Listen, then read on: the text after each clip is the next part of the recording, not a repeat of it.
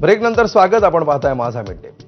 प्रहार जनशक्ती पक्षाचे अध्यक्ष आणि माजी आमदार बच्चू कडू यांच्या उपोषणाचा आज चौथा दिवस आहे आणि त्यांची प्रकृती खालावली आहे. शेतकऱ्यांची कर्जमाफी आणि दिव्यांगांना 6,000 रुपये मानधन यासह 17 मागण्यांसाठी बच्चू कडू अमरावतीच्या गुरुकुंज मोझरी या ठिकाणी 8 जून पासून अन्नत्याग उपोषण करत आहेत. दरम्यान बच्चू कडूंची प्रकृती सुद्धा बिघडत चालली आहे. हे पाहून राज्यभरातले प्रहारचे कार्यकर्ते आक्रमक झाले. विविध ठिकाणी आंदोलन सुरू झालंय.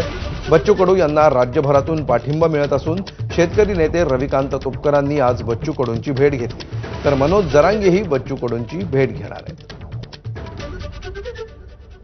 शेतकरी, शेतमजूर आणि दिव्यांगाच्या हक्कासाठी माननीय बच्चू कडूंचं गेल्या 4 दिवसापासून जे उपोषण सुरू आहे, अन्नत्याग आंदोलन सुरू आहे, याची सरकारनं दखल घेतली पाहिजे.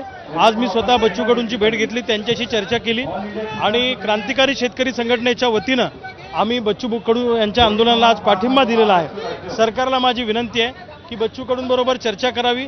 बच्चू भाऊंशी चर्चा करून त्यांचं काय म्हणणं आहे, काय नाही ते सरकारने समजून घ्यावं आणि तातडीनं त्यांच्याशी चर्चा करून शेतकऱ्यांची कर्जमुक्ती, शेतमजुरांचा प्रश्न, दिव्यांगांचा प्रश्न याच्या बाबतीतला मार्ग सरकारने काढला पाहिजे.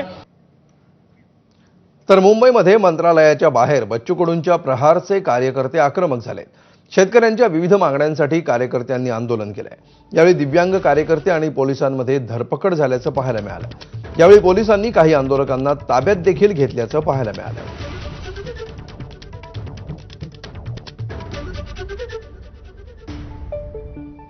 पोलिसांची दडपशाही चालू आहे. लोकांना जबरदस्त हात देत आहे. खरं तर पोलिसांनी शेतकऱ्यांच्या बाजूने उभं राहिलं पाहिजे. शासनाने याची तातडीने दखल घेतली पाहिजे. ते गेल्याऐवजी आंदोलन दडपण्याचं काम चालू आहे. आपण पाहता अपंगाला न्याय मिळाला पाहिजे. अपंगाची धरपड जी चालू आहे ते कोणत्या कामासाठी आपण देतोय? अपंगावर न्याय अन्याय व्हायला लागलाय. अपंगाचा पर्याय बघा, त्याला अपंगाची पोझिशन बघा.